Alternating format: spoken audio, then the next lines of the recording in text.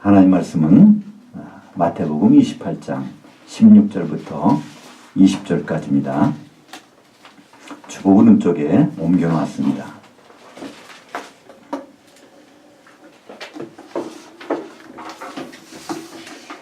같이 읽겠습니다. 그 11 제자들이 갈릴리에 가서 예수께서 지시하신 산에 이르러 예수를 알아배웠고 경배하나 아직도 의심하는 사람들이 있더라. 예수께서 나와 말씀하여 이르시되 하늘과 땅의 모든 권세를 내게 주셨으니 그러면 너희는 가서 모든 민족들을 제자들로 삼되 아버지와 아들과 성령의 이름 안으로 세례를 베풀어 내가 너희에게 분부한 모든 것을 지키도록 가르치라. 볼지어다 내가 세상 끝날까지 너희와 항상 함께 있으리라 하시니라. 아멘. 오늘 말씀을 가지고 마이동풍 예수님의 유언이라는 제목으로 일을 나누고자 합니다. 예수를 처음 믿게 되면 초신자라고 부릅니다. 그 일정한 절차를 거쳐서 학습 세례 또 이제 물로 세례를 받게 되면 세례 교인으로 인정받습니다. 그러면 이제 세례 교인이 되면 이제 교회에서 여러 가지를 맡아서 우리는 죄일을 한다고 합니다. 오늘날 목사나 성도들은 이 전도와 선교가 주님의 지상명령이라고 생각하고 거기에 총력을 기울입니다. 이것이 바로 우리 교회의 현실이 아닐까 생각이 듭니다. 이것은 다 성경을 근거로 해서 우리가 한다고 하지만 이것이 과연 주님이 우리에게 주신 그런 명령일까? 오늘 말씀을 통해 다시 한번 비춰보기를 원합니다. 우리 인간관계에서도 중요한 일은 서로의 소통입니다. 만약에 소통하지 못한 상태에서 오해하며 산다는 것은 참 불행한 일이 아닐 수 없습니다. 하나님과 인간관계도 마찬가지입니다. 하나님의 뜻은 이런데 우리가 그것을 잘못 알고 살고 있다면 우리와 하나님 관계는 정상적인 것이 아니라는 것을 볼 수 있죠. 인류 역사가 수천 년, 성경적으로 말하면 한 6천 년으로 잡을 수 있지만 그 모든 과정에서 우리는 하나님의 뜻과 인간이 얼마나 이것을 오해하고 또 이해하지 못해 왔는지를 볼 수가 있습니다. 그 단적인 예로 노아 홍수 후에 하나님은 약속하셨습니다. 다시는 홍수 심판으로 너를 멸하지 아니하리라. 그래서 땅끝까지 흩어지고 번성하라. 근데 그 말을 받은 사람들이 즉시 어떻게 합니까? 우리가 높이 쌓아서 혹시 홍수로 심판을 받을지라도 높이 와서 하늘까지 닿아서 우리는 안전함을 갖자. 땅으로 흩어지지 말자. 이렇게 말을 합니다. 하나님은 흩어지라고 하셨고 홍수 심판이 없다고 그랬는데 사람들이 준비하는 것은 바벨탑을 쌓아서 흩어짐을 면하는 거였습니다. 예수님의 유언도 마찬가지입니다. 오늘 우리가 봉독한 말씀은 예수님의 마지막 승천하시기 전에 하신 유언의 말씀입니다. 근데 이것이 정말 2000년 동안 마이동풍이 되어버렸다면 우리는 다시 한번 생각해 볼 필요가 있을 것입니다. 이 마이동풍, 말의 귀에다가 동풍이 불었다는 얘기입니다. 그러니까 봄바람을 동풍이라고 그러죠. 이건 이태백의 시에서 나온 그 고사성어라고 하는데요. 이 말 귀에 동풍이 불려줘도 아무런 반응이 없는 겁니다. 그러니까 이걸 다른 말로 소귀의 경읽기, 우의독경이라는 말도 있습니다. 주님은 이렇게 뜻으로 말씀을 했는데 그걸 받아들이는 사람은 전혀 달리 받아들여서 그게 무슨 의미인지도 모른다는 것이죠. 예수님이 이 땅에 오신 목적은 우리를 생각합니다. 나를 구원하기 위해서 오셨다. 틀린 말은 아니지만 맞는 말도 아닙니다. 예수님이 십자가에서 죽으심과 부활하신 그 목적이 있는 것이죠. 창세기부터 오늘 기도 중에도 말씀하셨지만 아담과 하와를 통하여 주님은 그리스도와 교회를 우리에게 말씀하고 계십니다. 예수 그리스도께서 오셔서 교회를 만드시고 그분의 신부로 삼아서 다시 주님이 오실 때 주님은 그분의 신부를 만나기를 기대하시는 것입니다. 바로 주님은 이런 교회를 세우기 위해서 이제 사도를 사용을 하십니다. 그 성경에 보면 사도라는 말이 있고 성도라는 말이 있습니다. 이것은 역할이 전혀 다른 것이죠. 오늘 마태복음 28장 특별히 19절과 20절 이 예수님의 유언을 성경 원전에 충실하게 번역해서 한번 적어봤습니다. 주보 왼쪽에 보시면 거기에 그걸 한번 읽어보겠습니다. 사도들이 너희는 가서 모든 민족을 제자들로 삼되 아버지와 아들과 성령의 이름 안으로 세례를 베풀어 내가 너에게 분부한 모든 것을 지키도록 가르치라. 한마디로 이 예수님의 유언, 이걸 지상명령이라고 하죠. 이것은 사도들에게 주신 유언입니다. 정확히 말하면 가룟 유다를 제외한 11사도를 만나서 이 유언을 하신 것이죠. 우리 성도들에게 주신 것이 아니라는 것입니다. 우리 성도들에게는 다른 방법으로 다른 내용들을 우리에게 유언으로 주셨습니다. 오늘 봉독한 말씀은 분명히 사도들에게 주신 것이고, 그렇다면 우리가 성도와 사도와는 어떤 관계가 있는가, 이것을 성경을 통해서 우리는 살펴볼 필요가 있습니다. 이 주님의 유언은요, 두 종류의 문장으로 되어 있습니다. 첫 번째는요, 가서 제자 삼으라 하는 과거형 명령과 세례 베풀어 가르치라는 현재형 명령으로 되어 있습니다. 헬라어에는 특별한 신약 성경에 기록된 헬라어는요, 여러 가지 문법적인 특성이 있는데 이 가장 대표적인 것 중에 하나가 이 명령법입니다. 우리가 영어를 배우신 분은 다 아시겠지만 영어의 명령문을 만든다고 할 때 우리는 동사의 원형을 씁니다. 그러나 헬라어에서는요, 동사의 원형을 쓰지 않습니다. 동사의 과거형을 써서 명령할 때가 있고 동사의 현재형을 써서 명령할 때가 있습니다. 동사의 과거형을 써서 할 때는 한 번만 하는 것입니다. 그러나 동사의 현재형을 써서 명령할 때 그때는요, 계속해서 하지 말라고 할 때까지 하는 것입니다. 그렇기 때문에 가서 제자 삼으라, 이거는 한 번만 하는 것입니다. 사도들이 2000년 전에 그걸 다 이뤘다는 얘기입니다. 그리고 남은 것은요, 세례 베풀어 가르치라는 것은요, 현재형 명령이기 때문에 지금까지도 그것은 계속해서 나와야 된다는 것입니다. 우리 영어로 쉽게 한번 예를 들어 볼까요?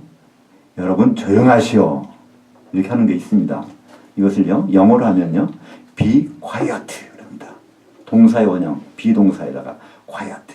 근데 이걸 헬라어식으로 성경식으로 이게 하면요, 두 종류가 있다는 것입니다. 열어보니까 복수겠죠. 과거형으로 하면은 were quiet. 이것은요, 여러분 잠깐 조용히 해보세요, 그런 뜻입니다. 내가 전화를 좀 받아야 되니까 잠깐 좀 조용히 해보세요, 그런 뜻이에요. 그런 것을 현재형 are quiet 하면요, 이것은 예배가 끝날 때까지 절대로 떠들어서는 안 됩니다, 그런 뜻입니다. 바로 이러한 문법적인 명령법을 가지고 예수님은 유언을 하신 것입니다. 그래서 사도들은 바로 과거형 명령으로 되어 있는 가서 제자 삼는 일, 사도들은 그것을 해왔습니다. 그리고 사도들은 죽기 전에 신약 성경을 기록해서 그걸 우리에게 남겨줬습니다. 이제 우리는 그 신약 성경을 성령의 감동에 따라서 우리는 이해할 수 있고 그것을 가르침 받을 수가 있는 것이죠. 이제는 세례 베풀어 가르치라는 이 현재형 명령만 남았습니다. 신약 성경에서 이 제자들은 바로 성도들을 말합니다. 신약 성경을 복음서와 역사서와 서신서 세 가지로 나눌 수 있습니다. 마태복음, 마가복음, 누가복음, 요한복음, 이건 복음서입니다. 바로 예수님이 사도들에게 어떻게 하셨는가를 우리에게 보여주신 말씀이죠. 그리고 사도행전은 바로 사도들이 그 말씀을 어떻게 준행하고 갔는지 역사적인 내용을 가르치고 있습니다. 그 다음에 로마서부터 고린도전서, 고린도후서를 시작해서 요한계시록까지, 이것을 우리는 서신서, 편지라고 합니다. 이 서신서는 사도들이 성도들에게 보낸 편지입니다. 한마디로 사도가 우리들에게 보낸 편지라는 것이죠. 로마서부터 그 요한계시록까지, 거긴 어디에도 우리 가서 제자 삼으라는 말씀이 없습니다. 그리고 성령으로 우리에게 세례 주고 가르치라는 말도 없습니다. 그것은 사도들에게 주신 것이기 때문에 그렇습니다.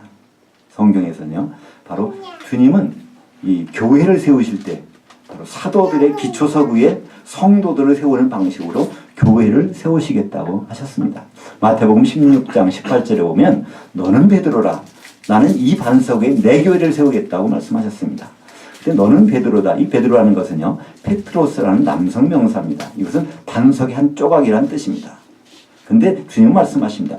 나는 이 반석에다가 교회를 세우겠다. 이 베드로와 같은 사도들이 온전히 차면 12사도 위에 그 위에 성도들을 세워서 교회를 세우시겠다는 것이 주님의 뜻입니다. 그러니까 이 건물을 질 때도 마찬가지 아니겠습니까? 이 밑에다가 이 기초석이 있고요. 그 위에다 건물이 올라갑니다. 근데 그걸 거꾸로 한번 생각해 보시죠. 기초석을 갖다가 지붕 위에다 올려놓고 근데 벽에 쓸 재료들을 갖다가 이 밑에다가 바닥에다 놓고 건물 진다면요. 이 건물이 제대로 되겠습니까? 바로 주님이 우리에게 구하시는 것은 교회의 모습인데 지금 교회의 건축 방법을 사도들의 터 위에다가 성도들을 세워서 교회를 세우신다고 그러는데 지금 우리는 전부가 다 사도 노릇만 하는 것입니다. 가서 우리가 제자 삼으려고 그래요. 그건 사도에게 주신 말씀인데 우리가 그걸 하려고 합니다. 그리고 이 성도들에게는 뭐라고 하셨습니까? 가서 한 몸 되라는 것입니다. 한 몸으로 세워지라는 것입니다. 우리는 한 몸으로 세워지는 것이 아니라 각자 뿔뿔이 흩어지는 것입니다. 요한복음 15장에서 예수님 말씀하시죠. 나는 포도나무야 너희는 가지라. 아버지는 농부시고. 그래서 우리는 이 포도나무에서는요. 거기에는 가지들이 많이 있습니다. 어떻게 보면 뿌리도 가지고요. 그 잎사귀도 가지입니다. 이것들이 서로 연결돼서 한 몸을 이룰 때 시간이 지나면 포도나무는 열매가 열리게 됩니다. 우리는 서로 한 몸이 되라는 것을 성경에서는 계속해서 말씀하고 있는 것이죠. 오늘 여기서 보면 하나가 아버지와 아들과 성령의 이름으로 세례를 베풀고라는 말이 나옵니다. 이 말씀 때문에 우리는 보통 교회에서 합니다. 물 가지고 아버지, 아들과 성령의 이름으로 내가 세례를 주노라. 그래서 물로 3번 찍어 발라서 우리는 세례를 받았다고 합니다. 근데 여기서 과연 이것이 물세례라는 그런 말씀일까요? 그렇지 않습니다. 아버지 이름은요, 요한복음 5장 43절에 보면 아들에게 주셨습니다. 그리고 그 아들에게 주신 그 예수란 이름은 성령에게 또 주셨습니다.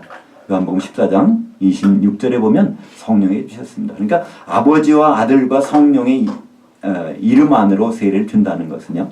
그것은 바로 예수 이름 안으로 세례를 준다는 것이고 그 예수 이름은 지금 바로 성령님의 이름입니다. 그렇기 때문에 이것은 성령의 잠기라고 하는 것이고 이 세례라는 것은 이렇게 찢는 것이 아니라 잠긴다는 뜻입니다. 그럼 성령이 잠기라는 말이죠. 주님은 말씀하셨습니다. 사도행전 1장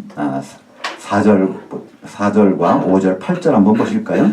주 오른쪽에 보시면 옮겨놓은 것이 있습니다. 사도들과 함께 모이사 요한은 물로 세례를 베풀었으나 너희는 몇 날이 못되어 성령으로 세례를 받으리라. 오직 성령이 너희에게 임하시면 너희가 권능을 받고 예루살렘과 온 유대와 사마리아와 땅끝까지 해서 너희가 내 증인들이 되게 하리라 하시니라. 이거는요 증인들이 되라는 명령이 아닙니다.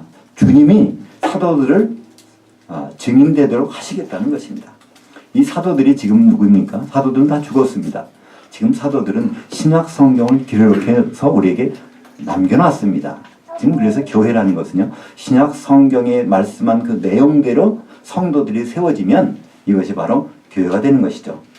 주님이 이 말씀하시고 승천하시고 바로 열흘 지난 다음에 오순절날 사건이 벌어졌습니다. 바로 사도들이 성령으로 세례를 받은 것입니다. 사도행전 2장 1절 4절 읽겠습니다. 오순절날이 이미 이름에 그들이 다 한때같이 한 곳에 모였더니 그들이 다 성령에 충만한 성령으로 잠겨진 사건이 나타났습니다. 그들은 11명입니다. 여기서 물론 마띠아라는 한 사람이 뽑아 들어가서 12명이라고 볼 수도 있지만 여기서는 사도들이 성령의 세례를 받은 장면을 기록하고 있습니다. 근데 여기서 끝나는 것이 아닙니다. 요한복음 17장 20절에 보면 요한복음 17장은 예수님의 기도입니다. 우리가 보면 성경에 두 가지 기도가 있는데 예수님이 가르쳐 주신 기도가 있죠. 마태복음 6장 9절부터 13절까지. 또 예수님이 직접 하신 기도가 있습니다. 십자가 지시기 불과 한 6시간, 7시간 전에 예수님이 하신 기도 내용이 요한복음 17장 전체 내용인데요. 그 중에서 20절을 한번 보시면 내가 비옵는 것은 이 사람들만 위함이 아니요 또 그들의 말로 말미암아 나를 향하여 믿는 사람들도 위함이니. 그때 기도에서 이 사도들과 사도들이 말을 통해서 믿고 있는 사람들, 성도들에 대해서 예수님은 말씀하고 있습니다. 성도들은 누구라고요? 사도들이 말을 통하여 예수님을 향하여 믿는 사람들을 성도들이라고 말합니다. 그 성도들에게 사도들이 말할 때 어떤 일이 벌어집니까?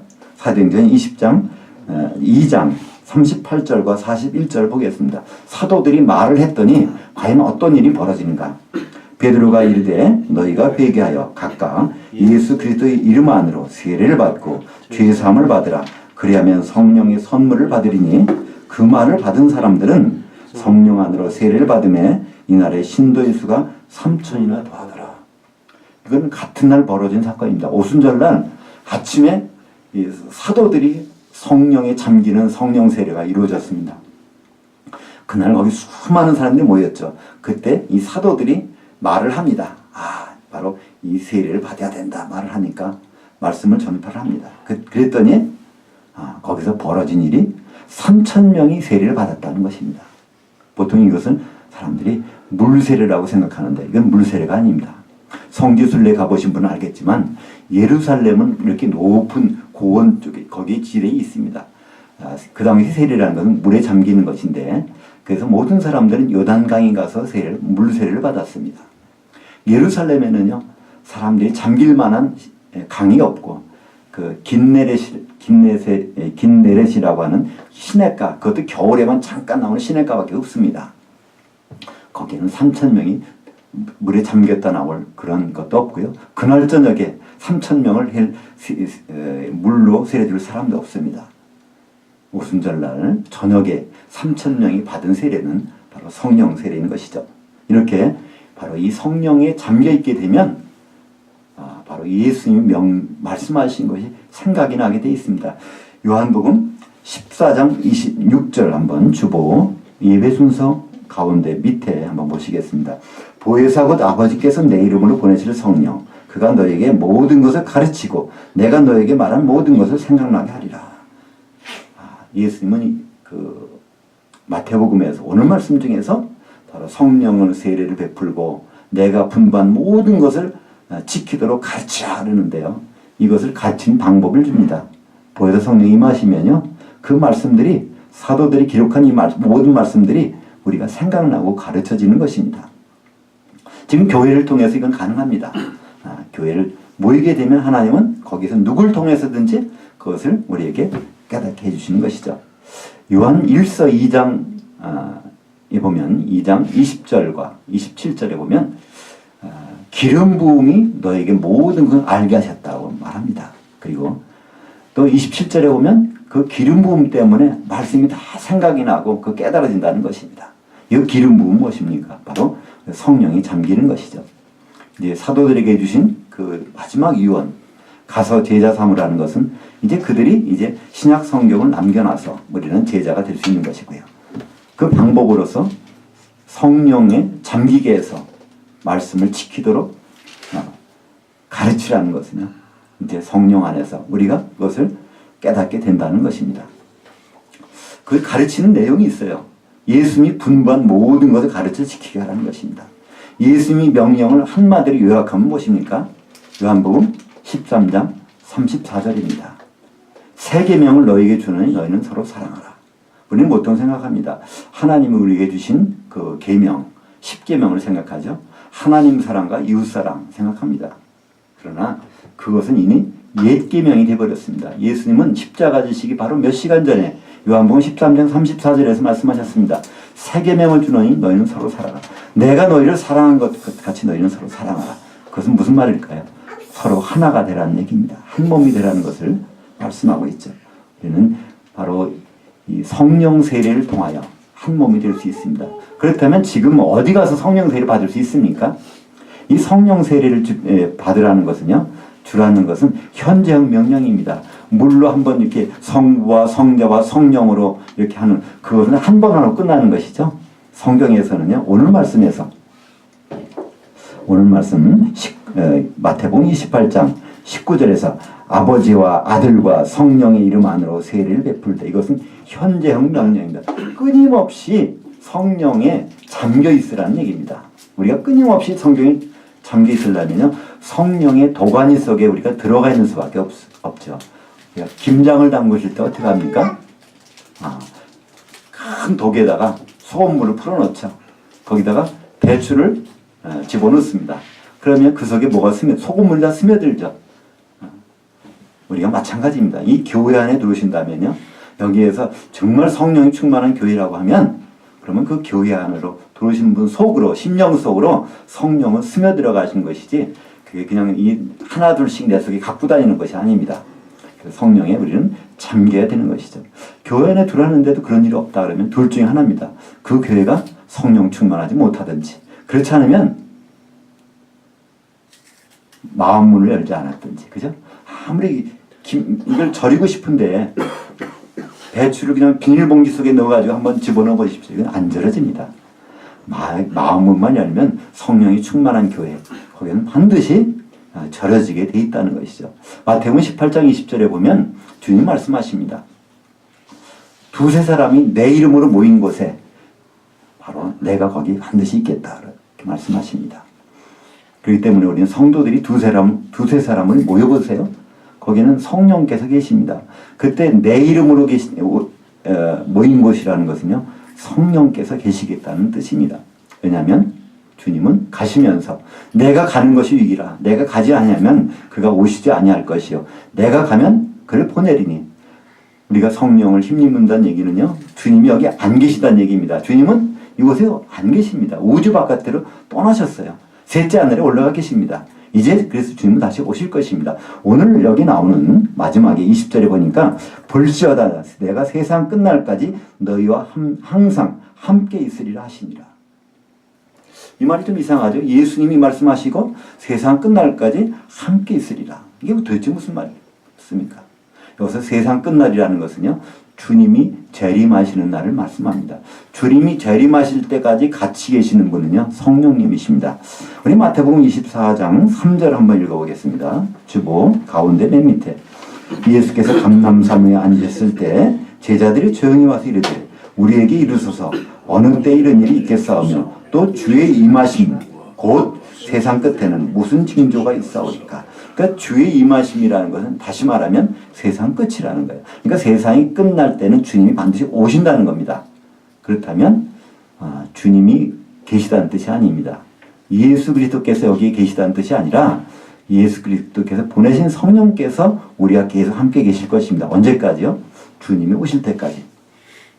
그래서 이것을 유언으로 남겨놓고 주님은 승천하셨고, 이제 보혜사 성령은 오순절날 내리셨고, 지금도 두세 사람이 예수 이름으로 모인 곳에, 바로 성령 이름으로 모인 곳에 바로 주님은 함께 계십니다. 성령으로 같이 계시는 것입니다.